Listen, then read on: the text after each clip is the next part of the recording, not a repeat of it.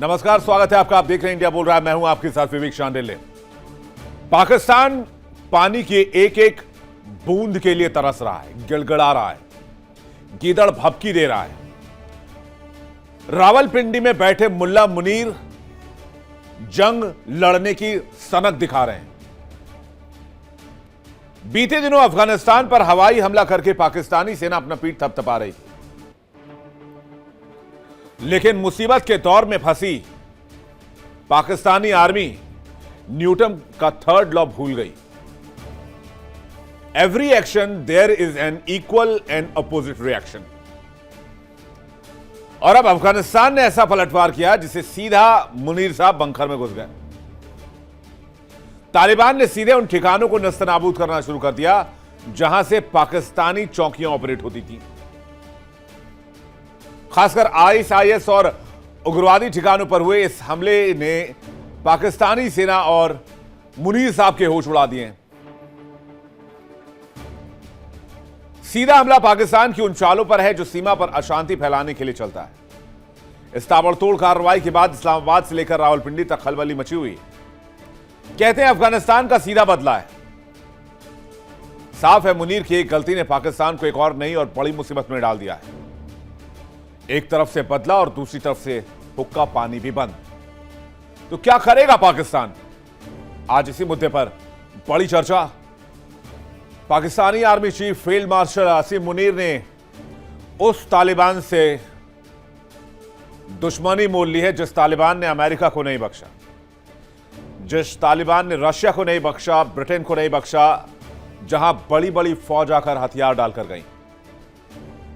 लेकिन उसी फौज के खिलाफ पाकिस्तान के फील्ड मार्शल आसिम मुनीर को लगा कि वो जीत जाएंगे, वो सक्सीड कर जाएंगे, और अफगानिस्तान पर फिर से हमले किए।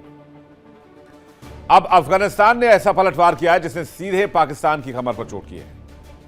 पाकिस्तान के पालतू आतंकियों पर ऐसा प्रहार हुआ जिससे इस्लामाबाद से लेकर रावलपिंडी तक खलबली मच गई। दो तस्वीर आपके सामने रखते हैं। 28 जून 2026 जब पाकिस्तान ने अफगानिस्तान पर स्ट्राइक किया जिसमें 36 मासूम लोगों की मौत हुई, 163 मासूम घायल हुए, जिसके जवाब में 30 जून 2026 की रात को तालिबान ने बदला लिया और ऐसा हमला किया जिससे पाकिस्तान भी हिल गया। अफगानिस्तान वो मुल्क है जिसने सोवियत संघ अमेरिका जैसे सुपर पावर को घुटने टेकने पर मजबूर किया, और जंग वहां के लोगों के खून, वहां की मिट्टी, वहां की रवायत, वहां की संस्कृति में रचा बसा हुआ है। और उसी अफगानिस्तान से दो दो हाथ करने की कोशिश की है पाकिस्तान ने। इसे बड़ी बेवकूफी और क्या कहेंगे। जिस मुल्क में खाने के लिए ठीक से दाने नहीं है, वो अफगानिस्तान से जंग लड़ने चला है। खास करके मैं वहां के आवाम को दोषी नहीं मानता। वहां की बददिमाग आर्मी, जिनके भेजे में दिमाग नहीं भूसा भरा हुआ है। तालिबान ने बदला कैसे लिया ये आपको बताते हैं। 30 जून की रात को ताबड़तोड़ हमला कर दिया। बलूचिस्तान और खैबर पख्तूनख्वा प्रांत में हमला हुआ है। आईएसआईएस ठिकानों को तालिबान ने निशाना बनाया। आईएसआई से जुड़े ठिकानों पर हमले भी किए गए। अब आप सोच रहे होंगे पाकिस्तान के हमले का बदला तालिबान ने आईएसआईएस पर हमला करके कैसे लिया। ये इस खेल की सबसे बड़ी कूटनीति है। पूरी दुनिया जानती है कि अफगानिस्तान में तालिबान सरकार को अस्थिर करने के लिए पाकिस्तान की खुफिया एजेंसी पर्दे के पीछे से फंडिंग और हथियार देती है, जिससे तालिबान सरकार पर मैक्सिमम प्रेशर बनाया जा सके। लेकिन तालिबान ने पाकिस्तान को खंड खंड करने की कसम खा ली है। तालिबान के मंत्री का बयान भी आया है सामने, आपको सुनवाते हैं।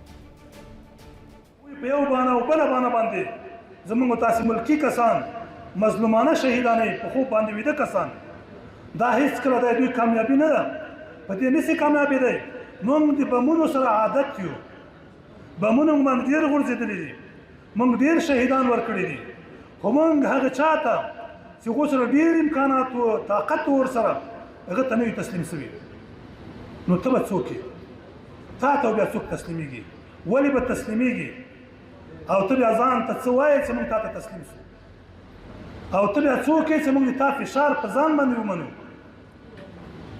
ته دومره استعداد لري، دومره امکانات لري، دومره تخپل منځ کې په خپل هیواد کې وحدت لري، کوم وحدت چې موږ سره ده दाता सर हिचकल नसतं हिचकल बरा नसी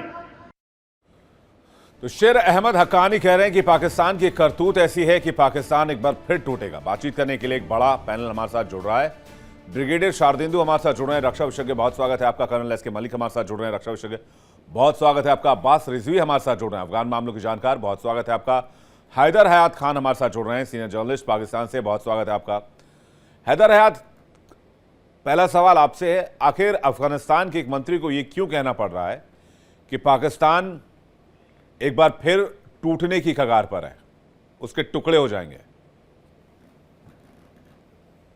बिस्मिल्लाहिर्रहमानिर्रहीम, बहुत शुक्रिया।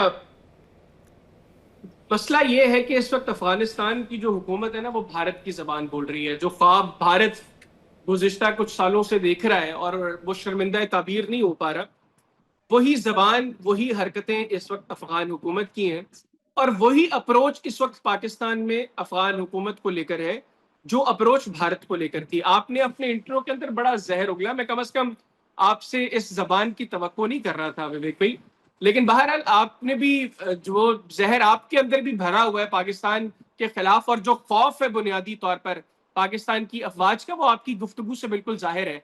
अफगान तालिबान पाकिस्तान की आर्म फोर्सेस की कैपेबिलिटी को बेहतरीन तरीके से जानते हैं।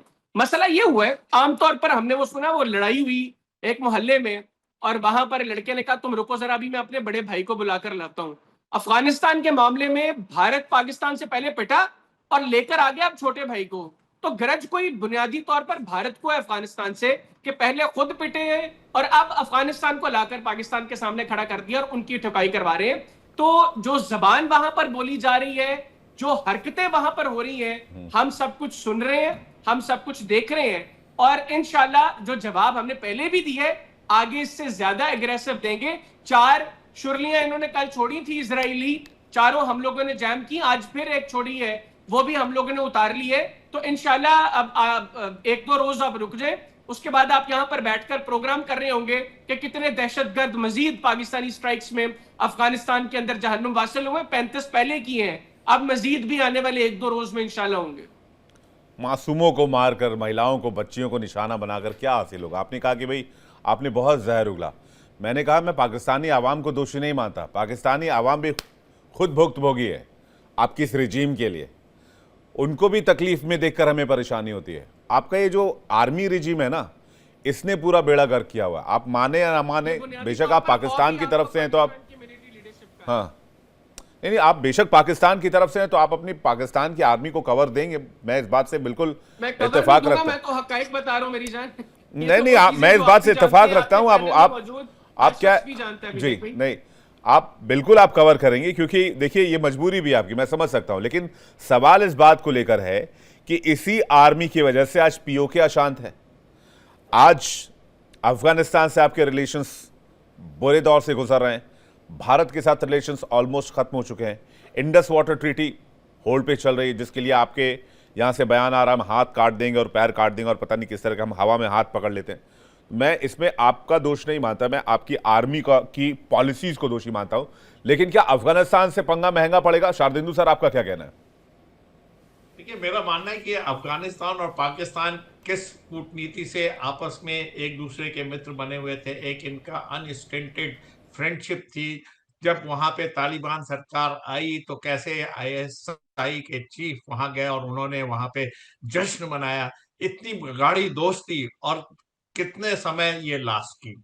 ये दिखाता है कि पाकिस्तान की कूटनीति पूरी तरीके से फेल हो गई। वो आपकी जो पॉलिसी टुवर्ड्स अफगानिस्तान थी वो बड़ी शॉर्ट लिव निकली। आप अफगानिस्तान का किसी भी तरीके से उद्धार करना नहीं चाहते थे, आपने तालिबान को अपने फेवर में यूज किया और जब तालिबान से आपके क्लैश ऑफ इंटरेस्ट हुए तो आपने उसी को दरकिनार किया और आपने उनके ऊपर बमबारी शुरू कर दी।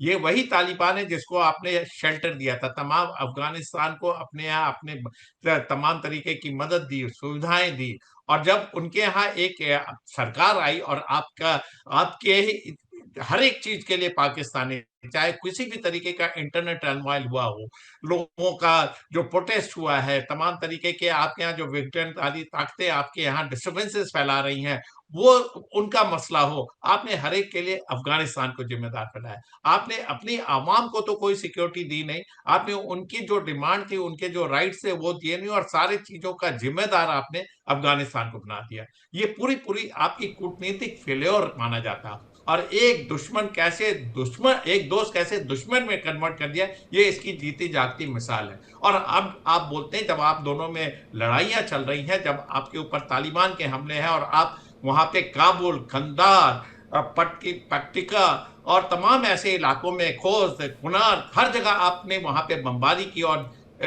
जो सिविलियन क्यों आपने नहीं, जान जो ली? जो तालिबान को जो तो आप मान नहीं जी, पाए, सिविलियन मैं की जान ली आपने। तो कहीं ना कहीं आप अपने पॉलिसी जिम्मेदार हैं, बिल्कुल सही बात है। मैं मलिक सर से एक जल्दी से सवाल ले लूं।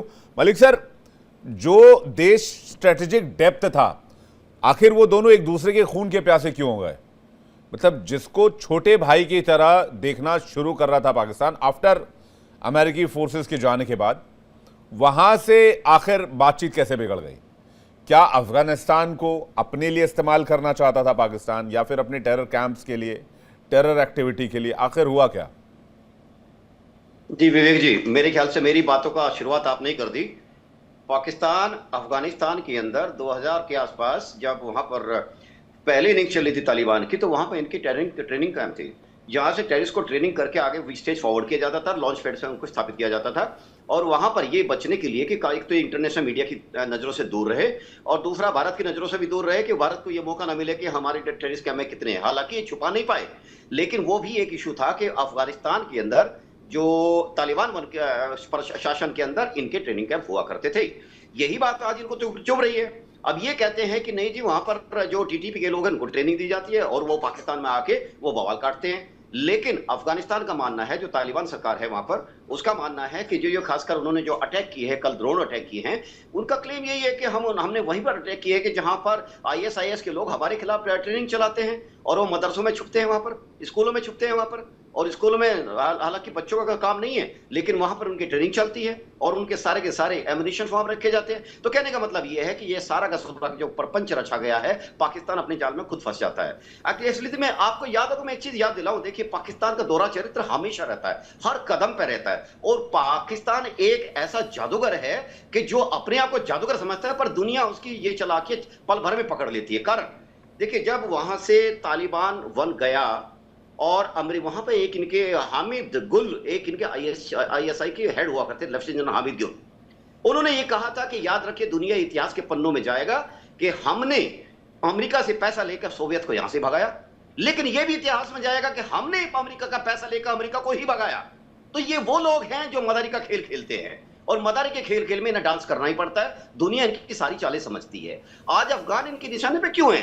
इनको बात में अभी हमारे मेहमान बोल रहे थे कि भारत की उनको भारत का हाथ है अफगानिस्तान के पीछे। भारत का हाथ नहीं है माय डियर। 20 साल तक, 21 साल तक हमने अफगानिस्तान के अंदर सेवाएं दी है, ह्यूमैनिटी की सेवा दी है। वहां पर चाहे चिकित्सा ले लीजिए, यानी मेडिसिन से ले लीजिए, पार्लियामेंट हमने बनवाया सर। जी, चाहे वहां पर रोड ले लीजिए, डैम ले लीजिए, लोगों के घर तक पीने के पानी, ट्रांसमिशन लाइन, पावर जनरेशन, हमने किस फील्ड में काम नहीं किया। और हमारे बीआरओ वहां पे 3 मेरे ख्याल से अलग अलग 3 बीआरओ की कई बटालियन, कई यूनिट्स वहां पे लगातार 15 साल तक जमी रही है, क्योंकि उनको वहां पे छोटी सड़कें, बड़ी सड़कें, इवन चाबार बोर्ड तक जो कनेक्टिविटी दी है, वो किसका कारण है? वो जो 218 किलोमीटर लंबी रोड है, वो उसी का कारण है। इसके अलावा लोगों के जो वहां पर सलवा डैम बना है, उसके अंदर सिर्फ डैम नहीं है, पानी नहीं है, पावर जनरेशन है, वहां से लेके काबुल तक, और आपका देखिए ट्रांसमिशन लाइन। तो लोगों की जब बुनियादी प्रॉब्लम सिर्फ तालिबान की नहीं है, प्रॉब्लम यह भी है कि आज की तारीख में एक आम अफगानी नागरिक भी पाकिस्तान से नफरत करने लगा है। अब्बास रिजवी साहब। जी बिस्मिल्लाहिर्रहमानिर्रहीम व बिही नस्तईन। बेसिकली अगर देखा जाए कि जो अफगानिस्तान और पाकिस्तान के बीच पिछले कई सालों से एक ताल्लुक रहा है, चाहे वो हिकमत यार हो, चाहे वो रब्बानी हो, चाहे उससे पहले डॉक्टर नजीब जो रहे, और हमेशा पाकिस्तान की दखालत रही। और जो गुज़श्ता की जो हुकूमतें रही हैं, वो उन्हीं के इशारों पे नाचती रही, हत्ता कि कत्ल आम अगर होता रहा, वो एक अफगानी का कत्ल आम होता रहा। और उस कत्लेआम में अगरचे अफगानियों का नुकसान होता रहा, मासूम मरते रहे, बेगुनाह लोग मरते रहे, लेकिन पाकिस्तान को हर हवाले से काफी फायदा मिला। जिस तरीके से हमारे ये मोहतरम जो पाकिस्तान से हैं ये कह रहे हैं जी कि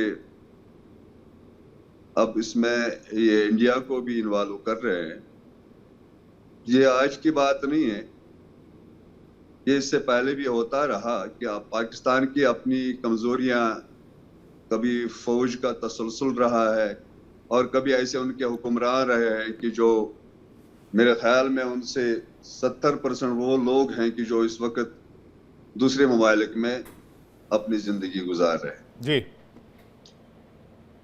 अब आज हम ये देख रहे हैं, क्योंकि मैं बेसिकली जो एक BBC दर्री है जो पर्शियन में है उसको मैं सुनता रहता हूँ। आज वो अफगानी अपने वो फरियाद उनके सामने पेश कर रहे हैं कि कह रहे हैं कि जब वो पाकिस्तान में रहते थे तो उस वक्त उनको कैसे एक जो एक बेकारी होता है कि उस तरीके से उनके साथ सलूक, मतलब बहुत बेजा सलूक किया जाता है अफगानियों के साथ। सिर्फ अफगानियों के साथ ही क्यों, हैदर हाथ हैं यहाँ पर बेहतर तरीके से बता सकते हैं। पंजाबियों को छोड़कर, पाकिस्तानी पंजाबी को छोड़कर सिंध के लोगों के साथ, बलूचिस्तान के लोगों के साथ, सराइकी लोगों के साथ, खैबर पख्तूनख्वा के लोगों के साथ, बलोचों के साथ, हर किसी के साथ दोयम दर्जे का ही बिहेव होता है। ये खैर ये पाकिस्तान का इंटरनल मैटर हो गया। सर वापस लौट रहा हूँ, लेकिन अब सवाल ये जो बात अब्बास रिजवी साहब कह रहे हैं कि आपके पड़ोसी होने के नाते आपका धर्म था कि आप अपने पड़ोसी के साथ एक बेहतर रिलेशन रखते हैं, आप वो धर्म भी नहीं निभा पाए और आप मासूमों और बच्चों के कत्ल में लगे हुए। हैदर हयात बलूचिस्तान में भी और इधर भी। देखें विवेक, जिस वक्त अफगानिस्तान में अफगान तालिबान बरसर इक़्तिदार है तो मैं उन लोगों में शामिल था जो आपके चैनल्स पर बैठकर इनकी एडवोकेसी करता था और आप इनको दहशतगर्द कहते थे। मैं कहता था कि नहीं, अब अफगानिस्तान के अंदर एक नए दौर का आगाज होगा। आप कहते थे कि ये ख़वातीन को उनकी तालीम के हुकूक नहीं देंगे, मैं कहता था नहीं, इन्होंने वादा किया ये देंगे। आप कहते थे कि अफगान सरजमीन दोबारा इस्तेमाल होगी दहशतगर्दी के लिए, मैं कहता था नहीं, ये कमिट करके आए हैं, ये अपनी कमिटमेंट्स को ऑनर करेंगे। क्योंकि मैं उन लोगों में शामिल था जो ये समझते थे कि पाकिस्तान और अफगानिस्तान के दरमियान बेहतर ताल्लुकात होने चाहिए और अब अफगानिस्तान के अंदर अफगान तालिबान जो कमिटमेंट्स करके आए हैं ये इनको ऑनर करेंगे, ये इनको रिस्पेक्ट देंगे और आकर कोशिश करेंगे उन चीजों को बेहतर करने की। लेकिन हुआ ऐसा नहीं। अफगान तालिबान ने आकर हालात को मजीद खराब किया। वो अफगान सरजमीन जो अशरफ गनी के दौर में अफगानिस्तान ने बिल्कुल भारत के हवाले कर दी थी कि आओ यहां पर बैठकर इसको जिस मर्जी तरीके से पाकिस्तान के खिलाफ इस्तेमाल करो, एक मुख्तसर से पॉज के बाद दोबारा अफगान तालिबान ने भारत को ये ऑफर किया और आज एक मर्तबा फिर भारत अफगान सरजमीन को पाकिस्तान के खिलाफ इस्तेमाल कर रहा है। मैं आज भी चाहता हूं कि पाकिस्तान और अफगानिस्तान के अच्छे ताल्लुकात हों, लेकिन उसकी बुनियाद ये नहीं हो सकती कि यहां पर आकर मेरे मासूम सिविलियंस को शहीद कर दिया जाए और मैं कहूं कि नहीं जी मेरे अफगान हुकूमत के साथ अच्छे ताल्लुकात होने चाहिए। ये यहाँ पर आए और हमारे रेंजर्स के कैंप ऑफिस को टारगेट करने की कोशिश करें और मैं कहूं जी नहीं, मेरी ख्वाहिश है कि मेरी अफगान हुकूमत के साथ ताल्लुकात अच्छे हो। तो अगर अफगान अच्छा, मुझे एक बात बताइए हैदर हयात जी, आप एक कुछ चुनिंदा पढ़े लिखे पत्रकारों में से एक है पाकिस्तान से जो आते हैं, मुझे एक बात बता दीजिए कि भाई कराची में हमला हुआ 28 तारीख। हैदर हयात जी, आपको मेरी आवाज आ रही है क्या? जी विवेक, कराची में हमला हुआ 28 तारीख की रात और 28 तारीख से अगले दिन सुबह लगते लगते महज 10-12 घंटे में आपने अफगानिस्तान पर एयर स्ट्राइक कर दिया। मुझे बता दीजिए दुनिया की कौन सी ऐसी एजेंसी है जो 10 घंटे में हमले की जांच भी कर ले, उसकी रिपोर्ट भी ले आए, उसके दोषियों को भी ढूंढ ले और उस पर हमला करके यह भी ऐलान कर दे कि जिन्होंने हमला किया था हमने उसका बदला ले लिया। अव्वल तो ये स्क्रिप्ट ऐसी लगती है कि आईएसआई ने खुद अटैक करवाया और जाकर फिर अफगानिस्तान में घुसकर एयर स्ट्राइक करवा दी। आप लोगों को खौफ है ना बुनियादी तौर पर आईएसआई से इतना कि आप लोगों को यही लगता है यहाँ पे ब्रिगेडियर साहब और कर्नल साहब बैठे हैं, अगर ये यहाँ पर बैठकर सच बोलेंगे ना तो इनको भी अंदाजा है कि इस तरह के 10 घंटे में कौन सी जांच पूरी होती है? अफगानिस्तान पर हमले की वजह क्या थी? प्लीज अलाउ मी, मैं बताता हूँ आपको। देखिए पहले से अंदाजा होता है, और पाकिस्तान ने टारगेट्स बहुत पहले से लॉक किए हुए थे बहुत ज्यादा। हम पहले भी, अभी भी आपको क्या लगता है कि ये 3 जो हम लोगों ने पक्तिका, पक्तिया और कुन्नड़ में स्ट्राइक्स की हैं, इसके अलावा हमें पता नहीं है कहां पर बैठे हुए हैं। हमारी कोशिश होती है कि उन जगहों पर स्ट्राइक करें जहां पर मैक्सिमम इन दहशतगर्दों को जहन्नुम, मतलब आपने पहले मिसाइल सेट कर दिया है, हमारे यहाँ कोई हमला होगा चाहे किसने ने भी करा हो, हम ठोक देंगे जाके अफगानिस्तान को। ये तो कमाल की बात है सर, ये आपका एक्सप्लेनेशन मुझे समझ ही नहीं आ रहा। रिजवी साहब आपको कुछ कहना चाह रहे हैं? मैं हया जी थोड़ा सा समय लिमिटेड है, रिजवी साहब कुछ कहना चाह रहे हैं?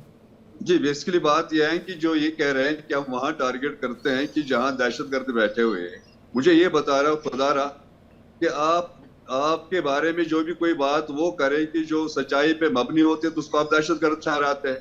आज की डेट की न्यूज है, आप अपने जो दाखिली वहां जो आपकी दहशतगर्दी, उसके लिए आप ठोक देते हैं कि जो आपके खिलाफ बात करें, जो हक की बात करें। आज शौकत नवाज मीर को आपने अरेस्ट किया है, और उसी तरीके से कि आज आप मुझे बताएं पीओके में हर जगह पे आपने ऐसा वहां माहौल क्रिएट किया जैसा कि पूरे पीओके में कर्फ्यू में है, और वहां जो भी कोई हक की बात करे उसको आप दहशतगर्द बोलते हैं।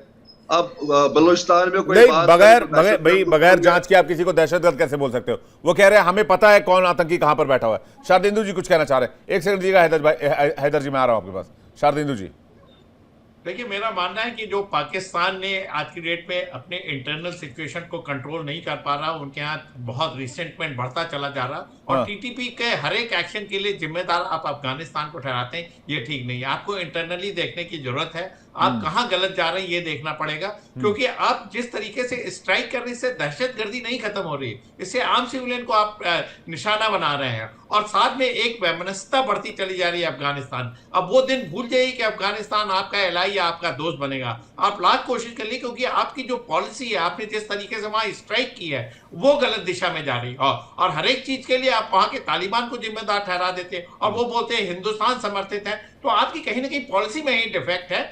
असीम मुनीर की चाल को समझने की कोशिश करिए। नहीं, ये भी ज्यादातर समय तो वो हिंदुस्तान को ब्लेम करते हैं, फिर तालिबान को कंट्रोल नहीं कर पा रहे हैं, टीटीपी को नहीं कंट्रोल कर पा रहे, तो उनकी मुसीबत बनी हुई है। तो वो पूरा का पूरा ब्लेम जो है अफगानिस्तान गवर्नमेंट पे डाल देते हैं, और तालिबान उनके देखे साथ खड़ा रहा है हमेशा से। शुरुआत हर बार पाकिस्तान ने की है, हर बार स्ट्राइक जो हुई है पाकिस्तान ने किया है। देखिए, पीओके में सर कुछ भी हो हिंदुस्तान कर रहा है, कराची में कुछ भी हो जाए हिंदुस्तान कर रहा है, पानी नहीं मिल रहा है हिंदुस्तान कर रहा है, बिजली बड़े महंगाई हो गई पाकिस्तान में हिंदुस्तान कर रहा है। ये मलिक साहब कमाल की स्क्रिप्ट है कि एक ही किरदार है हर जगह, वही किरदार सब सारा काम किया जा रहा है। पाकिस्तान की हम अब चूंकि वक्त कम है, मैं 2 कारण बताता हूँ। पहला कारण है पाकिस्तान की जो इंटरनल समस्याएं हैं, जो चारों तरफ से सैंडविच बना हुआ है रावलपिंडी, उससे ध्यान हटाने का ये बीच बीच में अपना ये स्ट्राइक करते हैं।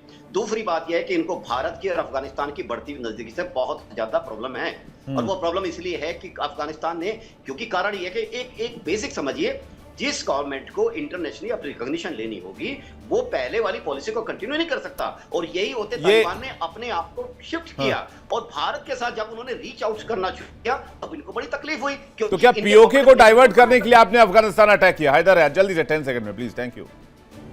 अच्छा विवेक भाई, अफगानिस्तान के ऊपर हमने उस वक्त अटैक किया जिस वक्त 3 अफगानियों ने पाकिस्तान के रेंजर्स कैंप को टारगेट करने की कोशिश की, पहली चीज।